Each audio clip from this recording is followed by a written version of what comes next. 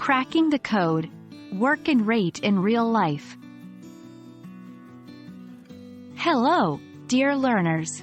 Today, we'll dive deep into the fascinating world of work and rate word problems, specifically focusing on their real-life applications. You'll find that these concepts are not just limited to exams, but they pop up in many everyday situations. Work refers to the total amount of effort required to complete a task, while rate signifies the speed at which that task is done. For instance, if a painter takes 4 hours to paint a wall, his rate would be the proportion of the wall he paints every hour. 1. Painting houses. If 2 painters are painting a house, and one is twice as fast as the other, how long will they take together? This kind of problem can help house owners plan their renovation schedules. 2. Filling a swimming pool. Imagine 2 pipes filling a swimming pool. One is faster than the other. By understanding their combined rate, we can predict when the pool will be full. 3. Baking. If an oven can bake 10 cookies in 5 minutes, how many ovens do we need to bake 100 cookies in 10 minutes? This applies to chefs, bakers, and anyone organizing a large event. 4. Planting trees.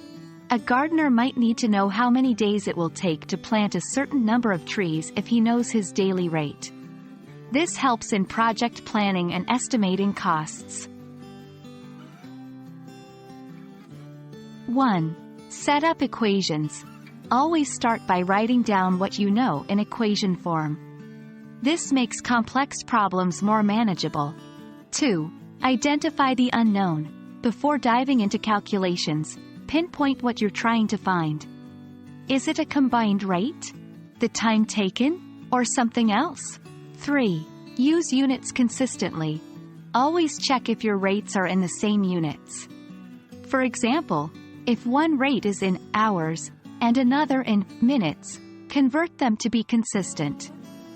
4. Think logically. Sometimes, just understanding the situation can provide shortcuts to the solution.